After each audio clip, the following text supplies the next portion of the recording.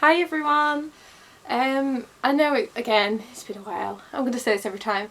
I have been debating just giving up on YouTube and kind of just moving on. I don't know how to explain it, but I don't feel as motivated to do it as I did many a year ago when most of the people who still watch me now actually found me. It's just not really something I'm as passionate about anymore, which is kind of sad, but you know, I've got to be honest and not be in denial about the fact that this just isn't something that I am as interested in anymore. So I am going to make this video, obviously, here I am, but I am debating it, just gonna say it. It's a thing. I'm just not as excited about it anymore, and I kind of feel like I have to take time out of my life with what I'm wanting to do to sit down and make a video, if you know what I mean. So that's kind of the place I'm at the moment.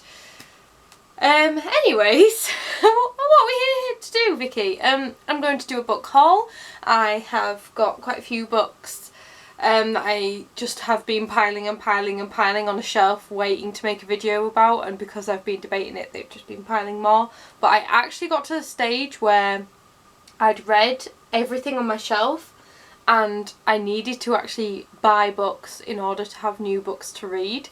So then I ended up making 3 orders, and I'm part way through the books now that I've ordered, so I'll tell you which ones I've read and which ones I haven't too, just as a little fun bonus.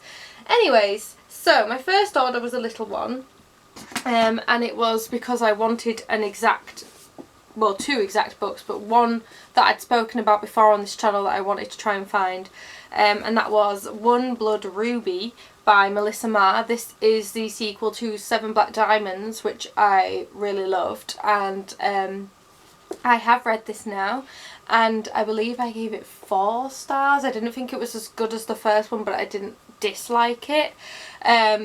So yeah, I finally found the next one, and I made an order entirely around this book.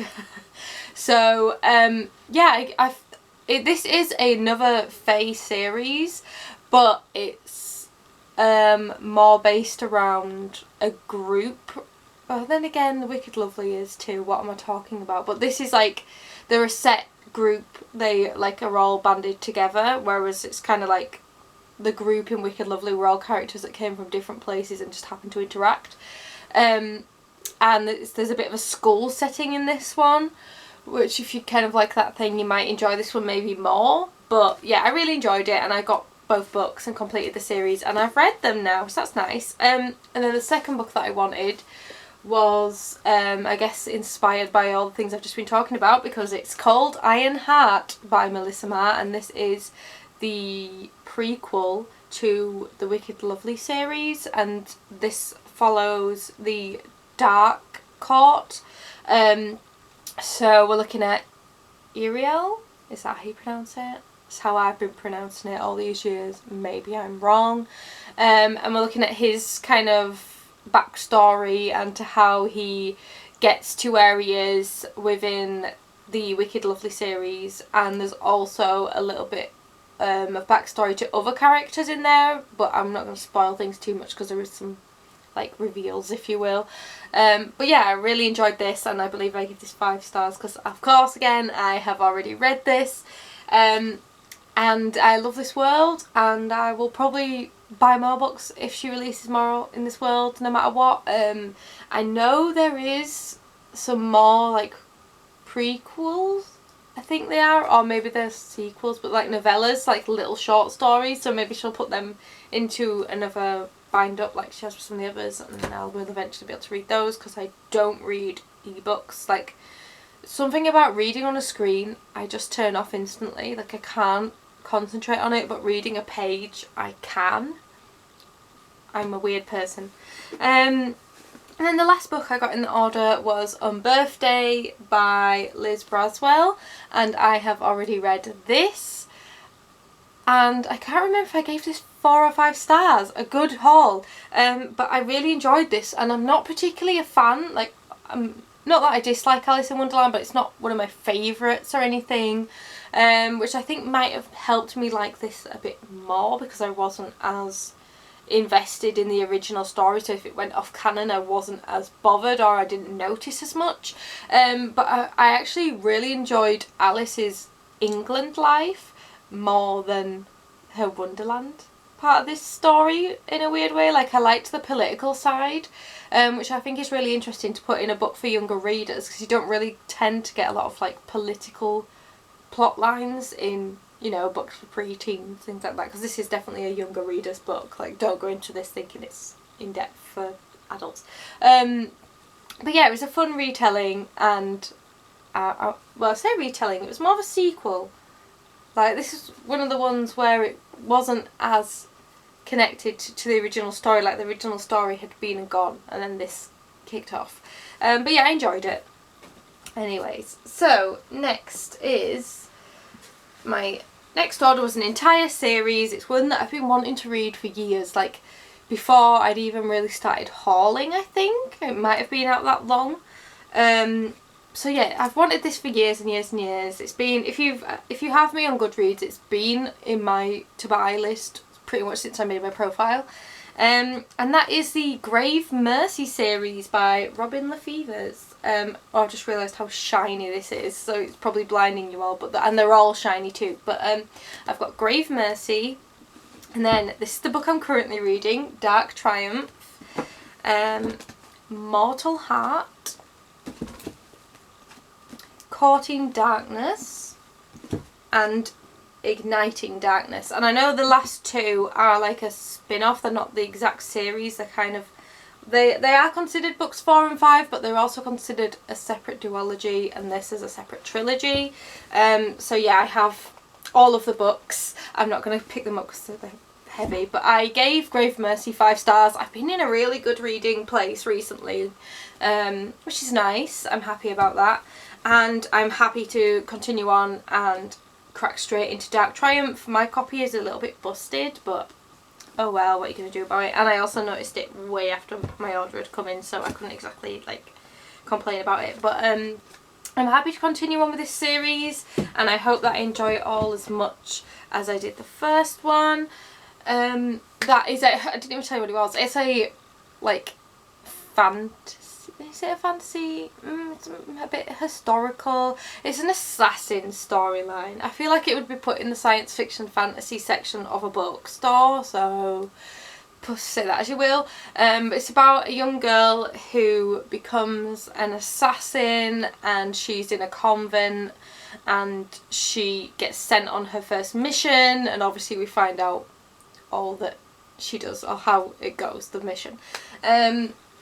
Yeah, so I'm on book 2, which is at the moment following a different character from the first book, but it's a character that was in the first book, so if you like that kind of thing, you might enjoy that about this series too.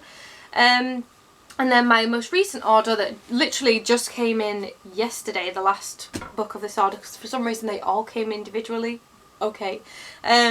But yeah, so the last book of this order came yesterday. I have not started any of these books, so I don't really know too much about them. These are kind of just books that I've had on my to read, to buy list for quite a while.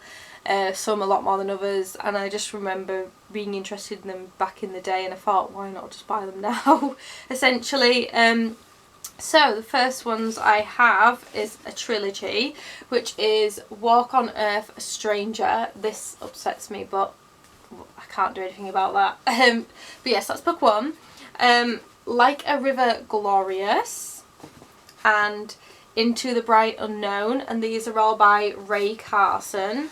So this is a complete trilogy. I'm pretty sure it's a trilogy. I'm sure someone now will tell me that she's writing more books or whatever, but I mean, that would be typical of my reading life. But I'm excited to get into these. These were, again, something that I was excited about kind of way back in the day, kind of maybe a bit after Grave Mercy, I feel like, but definitely like that kind of time when I was putting things on my list that everyone was talking about and I was getting really excited for, and it just always stayed on my list. So I broke and bought them because why not? I can.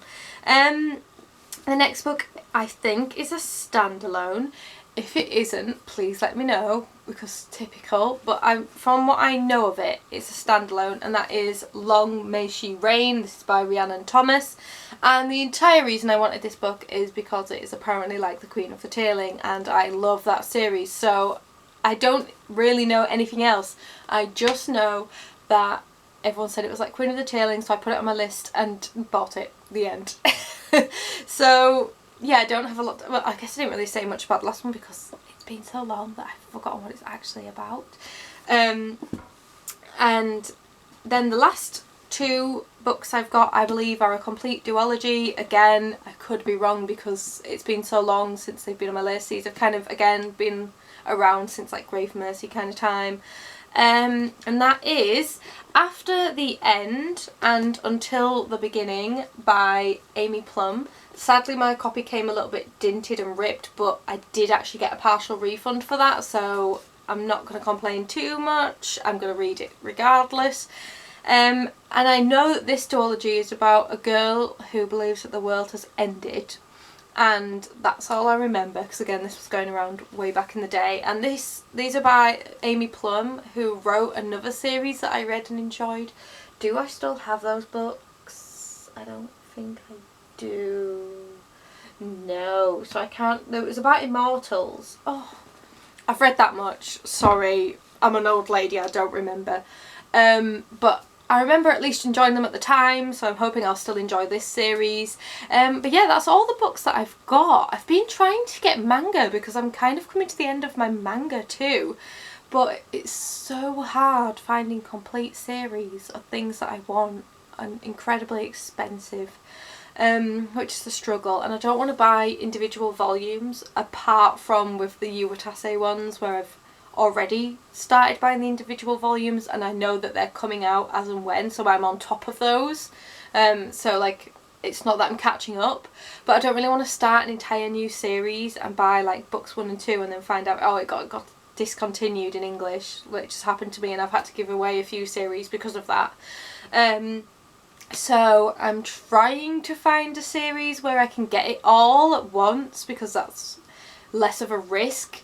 I know it's more expensive to buy it all at once. Well, actually, you are saving in the long run, but obviously it's like a big purchase for one time. But I'd rather do that than buy a few individual novels and realise that I'm not going to get the whole series. So I'm trying to get more manga, but it's been hard and I'm not really sure where to look or where to begin. So I'm trying. Hopefully I will get some more, and if I do, and if I continue my YouTube channel, obviously you'll see it here. If I don't and you have me on Goodreads, I'll obviously update it on there, because I am still active on Goodreads. Like, that is the best way to keep up with my reading, and I'm very passionate about Goodreads. Love that website. I have started my Instagram account, which is Fangirl Vicky. Vicky spelled Vickey, just like this channel, because that's how I spell my name, because I spell it wrong. And I'm enjoying Instagram, but I am kind of...